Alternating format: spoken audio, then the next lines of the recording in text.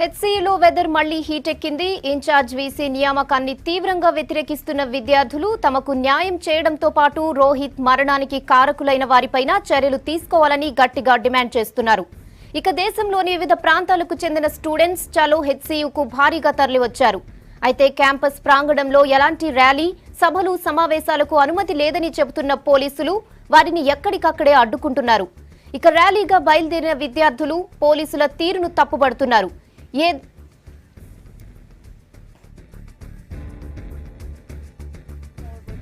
అన్ని యూనివర్సిటీల నుంచి అన్ని విద్యార్థి సంఘాల నుంచి చెలో హెచ్సీయూకి పిలుపునిచ్చారు. ఈ నేపథ్యంలో భారీ ఎత్తున విద్యార్థులు ఇటువైపుగా తరలిస్తున్నారు. ఇప్పటి వరకు 1000 మంది విద్యార్థుల వరకు క్యాంపస్లోకి వచ్చారు. అయితే మిగతా సంబంధించిన విద్యార్థులు లోపలికి రావాలంటే వాలంటీర్స్ వాళ్ళ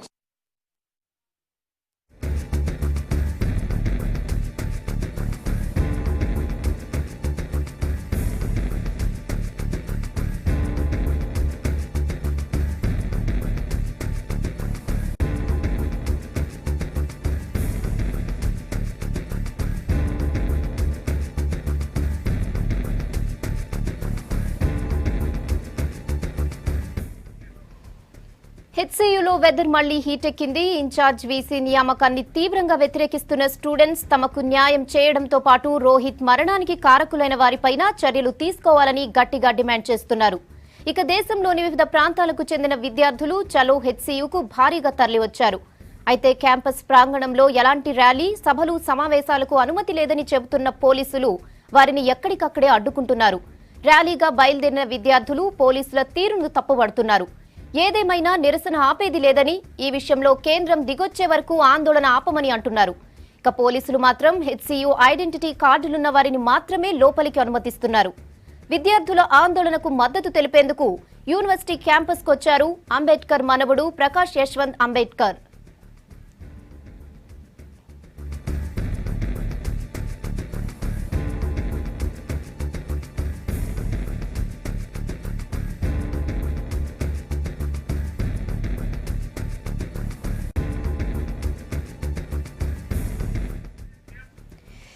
ప్రెజెంట్ క్యాంపస్ దగ్గర సిచ్యువేషన్ ఎలా ఉందో బుచ్చన్న అందిస్తారు. బుచ్చన్న, క్యాంపస్ లో సిచ్యువేషన్ ఎలా ఉంది? విద్యార్థులు ఏమంటున్నారు?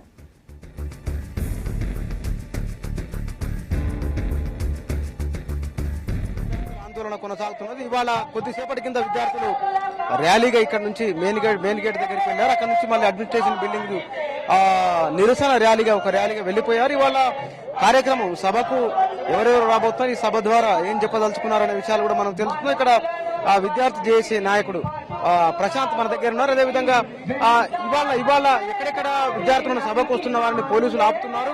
వారి విషయంలో వీళ్ళు గవర్నమెంట్ కి అప్పీల్ చేస్తారా ఏమిటి అనేది మనం ఆ విద్యార్థి జేఏసీ నాయకులు మన దగ్గర ఉన్నారు, వారిని అడిగి తెలుసుకున్నాం. ప్రశాంత్, ఇవాళ మీరు సభకు అంటే అనుమతి లభించిందా, లేకపోతే కనుక ఎన్ని గంటలకు ఏమని చెప్తున్నారు? అయితే ఇవాళ సభకి ఏం జరుగుతా ఉందంటే పోలీసులు మొదట మాకు చెప్పడం ఏం జరిగిందంటే ఎవరు వచ్చినా గానీ వాళ్ళందరినీ కూడా ఫ్రీగా అలో చేస్తామని చెప్పారు. బట్ అనూహ్యంగా కొన్ని బ్యారికేడ్లు ఏర్పాటు చేసి అలో చేయడం జరగట్లేదు. బట్ అయినా గానీ ఒక అనూహ్యమైన స్పందన ప్రకారంగా విద్యార్థులు ఆంధ్రప్రదేశ్, హైదరాబాద్ చుట్టుపక్కల ఉన్న విశ్వవిద్యాలయాల నుంచి అంతా కూడా విద్యార్థులు వస్తున్నారు. గుంటూరు నుంచి బహుజన రచయితల వేదిక, ఇంకా అదేవిధంగా రాష్ట్ర నలుమూల నుంచి ప్రజలు కూడా రాబోతా ఉన్నారు. ఇంకా ప్రకాష్ అంబేద్కర్, ఎవరైతే డాక్టర్ బిఆర్ అంబేద్కర్ గారి మనవడు ఉన్నారో ఆయన కూడా ఈ రోజు వచ్చారు. ఇక్కడ మా మధ్య ఉన్నారు, మాతో పాటు మాట్లాడారు. ఆయన కూడా ఈ రోజు ఇక్కడ మాట్లాడబోతున్నారు. అదేవిధంగా ఇంకా వివిధ ప్రాంతాల నుండి వచ్చే వాళ్ళు ఇంకో గంటలో ఇక్కడ అందరూ కూడా సమీకరించబడిపోయి విద్యార్థులంతా కూడా ఇక్కడ జమ అడిపోయి ఈ రోజు చలో హెచ్సీయూని ఒక దేశమంతా కూడా జరుగుతున్న ఆందోళనలకి ఇంకా ఉధృతం చేస్తామనే ఒక మెసేజ్ ని పంపించేదానికి ఈ రోజు చలో హెచ్సీయూని జాయింట్ యాక్షన్ కమిటీ వాళ్ళు ప్లాన్ చేయడం జరిగింది. దీనికి అనూహ్యమైన స్పందన కూడా లభిస్తా ఉంది. లాంగ్ లీవ్ లో వెళ్ళిపోయారు కదా, దానిపైన బీసీ లీవ్ పైన వెళ్ళిపోవడం మా డిమాండ్ కాదు. బీసీ రాజీనామా ఎట్టి పరిస్థితుల్లో చేయాలి. ఎందుకంటే 18వ తారీఖు నాడు రోహిత్ వేముల ఏదైతే నేను ఆత్మహత్య చేసుకుంటానని ఒక హింట్ చేస్తూ ఒక లెటర్ ఇచ్చాడో ఆ లెటర్ పైన రియాక్ట్ కానందుకు, అదేవిధంగా రోహిత్ వేముల ఆత్మహత్యకు కారణమైన మినిస్టర్లని బండారు దత్తాత్రేయ స్మృతి ఇరానీ కూడా తొలగించేంత వరకు ఈ ఉద్యమం నడుస్తూనే ఉంటుంది. విద్యార్థి సంఘ నాయకుడు వెంకటేష్ చౌహాన్ మా దగ్గర. వెంకట్, అంటే ఇవాళ మీరు చేసిన ర్యాలీ అంటే విద్యార్థులను ఎక్కడెక్కడ ప్రధానంగా ఆపుతున్నారు? మీరు చేసే అప్పీల్ మేము కమిషనర్ గారికి నిన్న రిక్వెస్ట్ చేశాము, ఈ రోజు రిక్వెస్ట్ చేశాము. మేము రిక్వెస్ట్ లెటర్ కూడా పెట్టాము ఆయనకు. సార్ దయచేసి మా విద్యార్థులను పీస్ఫుల్ గా శాంతియుతంగా చేసుకున్నటువంటి సభ ఇది, ఆపకండి. మీరు ఆ రోజు కావాలని రోహిత్ వేముల శవాన్ని తీసుకుపోయేటప్పుడు మమ్మల్ని కొట్టారు, లాఠీ చార్జ్ చేశారు. ఆ తర్వాత శవం చూడడానికి పోతే కూడా మమ్మల్ని కొట్టే ప్రయత్నం చేశారు.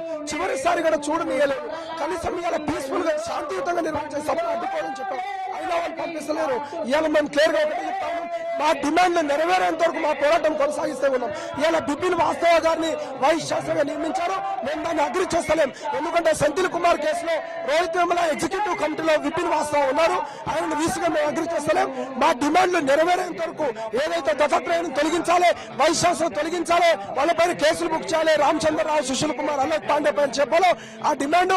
దాంతోపాటు 50 లక్షల విద్యార్థికి ఇవ్వాలి, ఆయనకు ఉద్యోగం ఇవ్వాలి, ఫాల్స్ కేసులు ఎత్తాలి, ఎటువంటి ఆంక్షలు లేకుండా సస్పెన్షన్ ఎత్తాలని మేము డిమాండ్ చేస్తా ఉన్నాం. కానీ ఈ సభకు ఇంకా వేరే రాష్ట్రాల నుంచి ఎవరెవరు వస్తున్నారు? ఇప్పటికే అహ్మదాబాద్ విద్యార్థులు, మౌలానా ఆజాద్ యూనివర్సిటీ రాష్ట్ర వ్యాప్తంగా, అదేవిధంగా శాతవాహన తెలంగాణ, ఉస్మానియా యూనివర్సిటీ, అదే మన తెలంగాణ యూనివర్సిటీ, అలాగే ఢిల్లీ నుంచి జేఎన్యూ విద్యార్థులు, ఢిల్లీ యూనివర్సిటీ విద్యార్థులు, చెన్నై విద్యార్థులు, నాగార్జున యూనివర్సిటీ విద్యార్థులు, ఆంధ్ర యూనివర్సిటీ విద్యార్థులు పెద్ద ఎత్తున బయలుదేరుతా ఉన్నారు. కొంతమందిని ఇప్పటికే పోలీస్ స్టేషన్లు అరెస్ట్ చేసి అంబర్పేటలో వేశారు. మేము పోలీసు వాళ్ళకు ఒకటి డిమాండ్ చేస్తా ఉన్నాం, శాంతియుతంగా నిర్వహిస్తున్నటువంటి మా విద్యార్థి యొక్క ఉద్యమాన్ని భంగం కలిగించే ప్రయత్నం చేయకండి. రాష్ట్ర ప్రభుత్వానికి ఉద్యమానికి సంబంధం లేకుండా వివరించి హోమ్ మినిస్టర్ గారు పోలీసులు పంపించి మమ్మల్ని అడ్డుకునే ప్రయత్నం చేస్తా ఉన్నారు. ఖబర్దారని డిమాండ్ చేస్తా ఉన్నాం. ఏపీ రాష్ట్రానికి సంబంధించిన దళిత నాయకుడు పల్నాటి శ్రీరాములు గారు మన దగ్గర. శ్రీరాములు గారు, నిరసన మీరు వారం 10 రోజులుగా నిరసన కార్యక్రమం కొనసాగుతూనే ఉన్నది. అంటే దళిత ఉద్యమకారునిగా, రచయితగా మీరు చేసే అప్పీల్ ఎందుకు? మేము రోహిత్ మృతికి వ్యతిరేకంగా ప్రధానంగా ఆంధ్రప్రదేశ్ లో అన్ని జిల్లాల్లో భారీ స్థాయిలో దళిత బహుజన సంఘాల ఐక్యవేదిక తరఫున నిరసన ప్రదర్శనలు, రాస్తారోకోలు ఇప్పటికే చేశాము. అయితే ఎంత దారుణం అంటే ఆంధ్ర ప్రాంతానికి చెందినటువంటి, గుంటూరు చెందినటువంటి వ్యక్తి రోహిత్. అట్లాంటి రోహిత్ మృతి చెందితే శవాన్ని కూడా మా ప్రాంతంలో మేము ఖననం చేసుకోవటానికి మాకు శవాన్ని అప్పగించలేదు. ఎంత దుర్మార్గం అంటే ఇది కేసీఆర్, చంద్రబాబు నాయుడు వీళ్ళిద్దరూ కలిసి మరి ఆంధ్రాలో మరి గర్భశోకం కల్పించారు మా తల్లికి, మా దళిత తల్లికి. కనీసం శవంపై పడి ఏడ్చేటువంటి అవకాశం, శవాన్ని ఇంటికి తీసుకెళ్లి దహనం చేసుకునేటువంటి అవకాశం కూడా లేకుండా చేశారు. అయినా మేము ఆంధ్ర ప్రాంతం నుంచి కూడా డిమాండ్ చేస్తున్నాం. అక్కడ రుతికేశ్వర్ని పొట్టన పెట్టుకున్నాడు, అదే చంద్రబాబు ప్రభుత్వం సామాజిక వర్గం బాబురావు. అట్లాగే రుతికేశ్వర్ నుంచి రోహిత్ దాకా, బాబురావు నుంచి అప్పారావు దాకా ఈ హైందవ నాగ సర్పాలన్నీ కూడా దళిత విద్యార్థులు బలి తీసుకుంటున్నాయి. అందుకే మేము చెప్తున్నాం, వెంటనే వీసీ అప్పారావుని అరెస్టు చేయకపోతే బండారు దత్తాత్రేయతో పాటు వెంకయ్యనాయుడు, స్మృతి ఇరానీ వీళ్ళందరినీ మంత్రి పదవి తొలగించకపోతే పెద్ద ఎత్తున తెలుగు రాష్ట్రాలు రెండిట్లో కూడా ఉద్యమానికి బహుజనులంతా సిద్ధమవుతారని చెప్పని బహుజన కిరటాల తరఫున, అంటే అట్లాగే అంబేద్కర్ స్టూడెంట్స్ అసోసియేషన్ వ్యవస్థాపక సభ్యులు అందరం కలిసి వచ్చాము, వందలాది మందిగా వచ్చాము. ఈ ఉద్యమాన్ని ఇంకా ఉధృతం చేస్తామని చెప్పి మేము తెలియజేస్తున్నాం. మన దగ్గర ప్రొఫెసర్ వినోదిని ఉన్నారు. వినోదిని గారు, ఇక్కడ సభ జరుగుతున్నది కేవలం విద్యార్థుల నిరసనకు మాత్రమే, రాజకీయ నాయకులు వస్తే సభకు రానిచ్చేది లేదని పోలీసులు అంటున్నారు. కరెక్టే. చాలా ఉద్యమాన్ని నీరుగార్చడం కోసం రేడియోల్లో స్టేట్మెంట్ ఇస్తా ఉన్నారు, ప్రతి ఛానల్లోనూ ఇవే మాట్లాడుతా ఉన్నారు. ఐడెంటిటీ కార్డు లేకుండా ఎవరిని లోపలికి రానివ్వట్లేదని చెప్పేసి చెప్తా ఉన్నారు. నిజానికి ఇది ఒక రకమైన రాజకీయ కుట్ర అని చెప్పేసి నేను అంటున్నాను. ఎందుకంటే ఉద్యమం చేస్తానికి ఇది న్యాయబద్ధమైన అంశం. ఇది విద్యార్థి చనిపోతే మేమందరం సాలిడారిటీ తెలపడం కోసం వస్తే దానిని వీళ్ళు విద్రోహ శక్తిగా మార్చి మమ్మల్ని బయట ఉంచడం కోసం ప్రయత్నం చేస్తున్నారు. ఇది చాలా ప్రభుత్వం పూనిన ప్రత్యేకమైన ప్రథమమైన కుట్ర ఇది అని చెప్పేసి నేను అంటున్నాను. చాలా మంది గేట్ల బయట ఉన్నారు. యూనివర్సిటీ పిల్లల్ని పరామర్శించడానికి కూడా దూర ప్రాంతాల నుంచి బస్సులు వేసుకొని రాత్రి ప్రయాణమై వచ్చిన వాళ్ళని కూడా బయట ఆపారు. ఇది మహా దుర్మార్గం. కానీ వారు అంటున్నది రేపు 26 జనవరి ఉంది కాబట్టి ఏదైనా జరిగితే అవాంఛనీయ సంఘటనలు జరుగుతాయి, మా జాగ్రత్తలో మేము ఉండాలి కదని పోలీసులు అనేది. ఖచ్చితంగా 26 అనేది రాజ్యాంగం అమలులోకి వచ్చిన దినం. నిజానికి రాజ్యాంగం నిజంగా అమలులోకి వచ్చినట్లయితే ఈ రోజు ఒక దళిత విద్యార్థి గది రూమ్ లో ఉరి వేసుకొని చచ్చిపోయిన సిచ్యుయేషన్ ఇన్ని సంవత్సరాల తర్వాత కూడా వచ్చింది అని అంటే రాజ్యాంగం అమల్లోకి ఇంకా రాలేదు, మనుస్మృతి అమల్లో ఉంది అనేది మనం అర్థం చేసుకోవాలి. రాజ్యాంగం అమల్లోకి రాలేదు, మనుస్మృతి అమల్లోకి వస్తుంది. మనుస్మృతి ఎగ్జిస్టెన్స్ లో ఉంది. మనుస్మృతి తన బూడల్ని యూనివర్సిటీల్లో కూడా చేర్చడం కోసం ప్రయత్నం చేస్తోంది. కాబట్టి రేపటిది రాజ్యాంగం అమల్లోకి వచ్చిన రోజుగా మేము పరిగణించట్లేదు. మీరు ఇక్కడ ఏఎస్ఏ ఫౌండర్ అంటే అంబేద్కర్ అసోసియేషన్ వ్యవస్థాపక నాయకుడు మన దగ్గర ఉన్నారు సార్. మీరు మీ అప్పీల్ ఏమిటి? మేము అంబేద్కర్ స్టూడెంట్స్ యూనియన్స్ ని ఏప్రిల్ 14న ఈ యూనివర్సిటీలో స్థాపించిన వాళ్ళలో నేను ఒకడిని. ముఖ్యంగా బండారు దత్తాత్రేయ గారు లేఖ రాస్తూ ఏఎస్యూకి సంబంధించినటువంటి వాళ్ళందరూ గూండాలు, దుర్మార్గులు అని చెప్పేసి చిత్రించేటువంటి ఇది ఒకటి జరుగుతూ ఉంది. మేము ఆ రోజు ఎవరైతే ఏఎస్యూని ఇక్కడ స్థాపించామో వాళ్ళందరూ ఈ రోజు యూనివర్సిటీల్లో అలాగే అన్ని చోట్ల లెక్చరర్స్ గా గురువులుగా ఉన్నాము. మేము గూండాలం కాదు, గురువులు అని చెప్పేసి నిరూపించదలుచుకున్నాం. అలాగే మా విద్యార్థులు ఈ రోజున అంబేద్కర్ ఇచ్చినటువంటి రాజ్యాంగం ప్రకారం స్వేచ్ఛ, సమానత్వం, సౌభ్రాతృత్వం అనేటువంటి నినాదాలను ముందు పెట్టుకొని అసోసియేషన్ నడుపుతూ ఉంటే వాళ్ళు చనిపోవటానికి ఇక్కడ కారణం అయ్యారు. వాళ్ళను ఉగ్రవాదులుగా చేస్తున్నారు. కాబట్టి ఇది ఒక విద్యార్థికి జరిగినటువంటిది కాదు, ఒక మనువాదానికి, అంబేద్కరిజానికి జరుగుతున్నటువంటి పోరాటంగా మేము భావించి హెచ్ఆర్డి మినిస్టర్ గారు అయితే కనుక బయట వ్యక్తమవుతున్న ఒక అభిప్రాయం ఏంటంటే యాకూబ్ మెమన్ విషయంలో వారు పట్టుకున్న ప్లాకార్డులు ఎందుకు పట్టుకోవాలి, వారు ఈ దేశం మీద యుద్ధం చేయడానికి వచ్చిన వారిని, మన దేశం మీద దాడి చేసి మనల్ని చంపడానికి వచ్చిన వాళ్ళని ఎట్లా మద్దతు ఇస్తారు, ఎట్లా సపోర్ట్ చేస్తారు అంటున్నాం. దళితులు నిజానికి చాలా ప్రేమ కలిగిన వాళ్ళు, తమను చంపడానికి వచ్చినటువంటి వాళ్ళు కూడా ప్రేమించేటువంటి గుణం ఉన్నవాళ్ళు. కాబట్టి ఈ దేశంలో సౌభ్రాతృత్వం అంటే అంబేద్కర్ చెప్పింది ఏంటంటే ప్రతి మనిషి అట్లా సోదరత్వం కలిగి ఉండడం అనేటువంటి, చంపుకుంటా పోవటం అనేటువంటి సరైనది కాదు. కాబట్టి ఉరిశిక్షలు రద్దు చేయాలి అనేటువంటి ఉద్దేశంతోనే యాకూబ్ మెమన్ ఉరిశిక్షణ అయినా ఇంకొక ఉరిశిక్షణ అయినా అంబేద్కర్ స్టూడెంట్స్ అసోసియేషన్ గాని ప్రజాస్వామ్యవాదులు ఎవరైనా కూడా దాన్ని వ్యతిరేకిస్తారు. అందులో భాగంగానే వ్యతిరేకించారే తప్ప ఇంకొక ఉగ్రవాదాన్నో లేకపోతే ఇంకొక దాన్నో తీసుకురావాలనేటువంటిది కాదు. అంబేద్కరిజాన్ని నమ్మినటువంటి ప్రతి ఒక్కడు మరణాలని అలాగే ఉరుల్ని అన్నింటినీ వ్యతిరేకిస్తారు కాబట్టి వ్యతిరేకించడం జరిగింది. మీరు ఏఎస్ఏ వ్యవస్థాపక నాయకులుగా మరి ఉద్యమాన్ని ఎక్కడ ఎండ్ చేయాలనుకుంటున్నారు? ఈ ఉద్యమాన్ని తప్పనిసరిగా మా మహాకవి జాషువా చెప్పినట్లుగా ఆ అభాగ్యుని రక్తంబురాహరించి ఇనుప గజ్జల తల్లి జీవనం చేయు కసరి బుసకొట్టు అతని గాలిసోక 4 పడగల హైందవ నాగరాజు అన్నాడు. ఈ 4 పడగల నాగరాజులు ఇక్కడ మేము నలుగురిని కనుక్కున్నాం. ఒక పడగ అప్పారావు, ఒక పడగ సుశీల్ కుమార్, ఒక పడగ బండారు దత్తాత్రేయ, ఒక పడగ స్మృతి ఇరానీ. ఈ 4 పడగల వాళ్ళ కాటు వలన ఈ రోజున రోహిత్ మరణించాడు. కాబట్టి వీసీని తొలగించాలి, అలాగే వాళ్ళని మంత్రి పదవుల్లో నుంచి తీసివేయాలి. సుశీల్ కుమార్ పైన కూడా చర్య తీసుకోవాలి. ఈ న్యాయం జరిగే వరకు మేము అంబేద్కర్ స్టూడెంట్స్ ఫౌండర్స్ గా బయట కూడా ఉద్యమం చేసి సంఘీభావం తెలియజేసి న్యాయం జరిగే వరకు ఉంటామని చెప్పి తెలియజేస్తున్నాం. మన దగ్గర కేంద్ర సాహిత్య అకాడమీ, యువ అకాడమీ అనుకున్న కవి రచయిత మన దగ్గర రవీందర్ గారు ఉన్నారు. రవీందర్ గారు, ఇవాళ రోహిత్ మృతికి నిరసనగా చలో హెచ్సియు ప్రోగ్రాం జరుగుతా ఉన్నది. ఇవాళ రోహిత్ కు కారణమే రాజకీయ నాయకులు రాజకీయాలు జోక్యం చేసుకోవడం వల్ల, యూనివర్సిటీల్లో జోక్యం చేసుకోవడం వల్ల రోహిత్ ఆత్మహత్య చేసుకున్నాడు. మరి ఇవాళ చలో హెచ్సియు ప్రోగ్రామ్ కి మాత్రం రాజకీయ నాయకుల్ని అలో చేయమని చెప్పేసి ఈ ప్రభుత్వాలు చెప్పడం అనేది ద్వంద్వ వైఖరి, వాళ్ళ యొక్క ద్వంద్వ వైఖరికి ఇది సింబల్ కనబడతా ఉన్నది. ఇవాళ హెచ్సియు జేఏసీ, రోహిత్ జేఏసీ ఏదైతే ఉందో ఆ జేఏసీ పెట్టినటువంటి డిమాండ్స్ నెరవేరే వరకు ఈ పోరాటం ఆగదు, ఈ పోరాటం కొనసాగుతుంది. ఏదైతే రోహిత్ కుటుంబానికి 50 లక్షల నష్టపరిహారం ఇవ్వాలి, అట్లాగే రోహిత్ మృతికి కారకులైనటువంటి వాళ్ళు ఎవరైతే ఉన్నారో స్మృతి ఇరానీ, బండారు దత్తాత్రేయను బర్తరఫ్ చేయాలి, వీసీని కూడా తన పదవి నుండి తొలగించాలని చెప్పేసి మేము డిమాండ్ చేస్తా ఉన్నాం ఇవాళ హెచ్సియు స్టూడెంట్స్ గా. కవి గాయకులు వాగ్గేయకారుడు జయరాజ్ గారు మన దగ్గర. జయరాజ్ గారు, నిరసన వారు అంటున్నది నిరసనను అన్ని సమస్యలు పరిష్కారం చేస్తున్నాము, సస్పెన్షన్ ఆల్రెడీ ఎత్తివేసిన నిరసన ఎందుకు అని. ఈ కేసులో మొదటి ముద్దాయి అయిన బండారు దత్తాత్రేయను ఇంతవరకు అరెస్ట్ చేయలేదు. మరి ఎందుకు అరెస్ట్ చేయట్లేదు? వీసీని ఎందుకు అరెస్ట్ చేయట్లేదు? వాళ్ళ మీద ఎఫ్ఐఆర్ ఉంది కదా. గవర్నమెంట్ ఈ రోజు నాటకాలు ఆడుతుంది.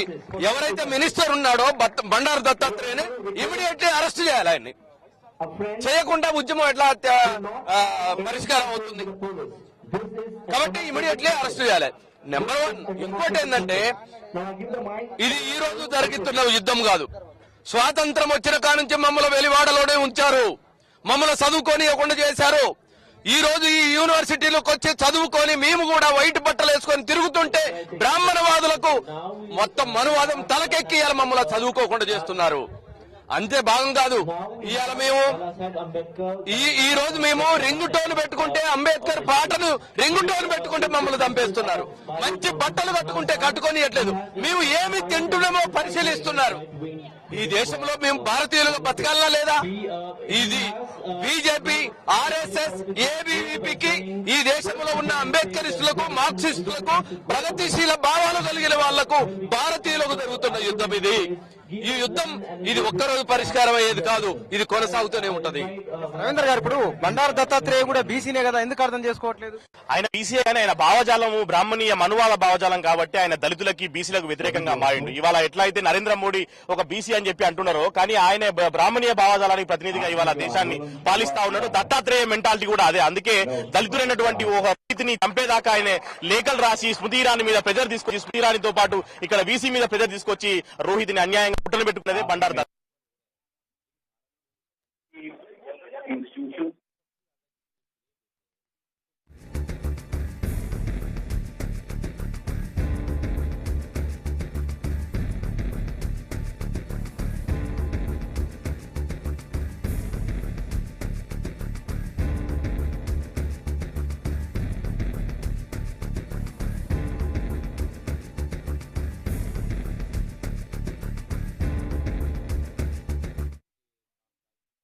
I would like to speak to them and seek their help in reaching out to the students. हम उसमें कुछ नहीं, उनकी मेन डिमांड है that vice chancellor should be removed, right? उसके लिए कोई भी कुछ नहीं कर सकता है, right? The vice chancellor is appointed by the president of India, following a due procedure, right? In that, the faculty members or anybody, nobody can do anything, you see. So that demands definitely cannot be met by us, we have no role to play there. नहीं, unfortunately अभी तक उनकी तरफ से कुछ भी नहीं आया है.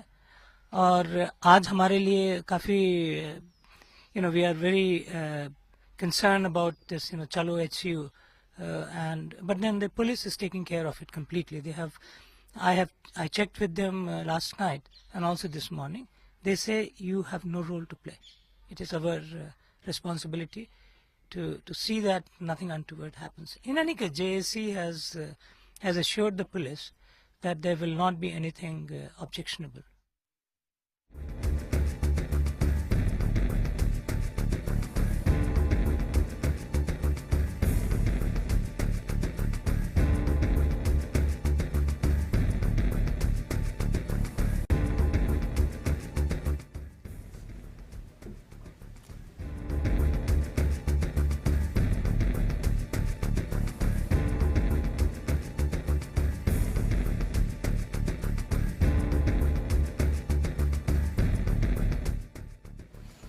హెచ్సియులో వెదర్ మళ్లీ హీట్ ఎక్కింది. ఇన్ఛార్జ్ వీసీ నియామకాన్ని తీవ్రంగా వ్యతిరేకిస్తున్న స్టూడెంట్స్ తమకు న్యాయం చేయడంతో పాటు రోహిత్ మరణానికి కారకులైన వారిపైన చర్యలు తీసుకోవాలని గట్టిగా డిమాండ్ చేస్తున్నారు.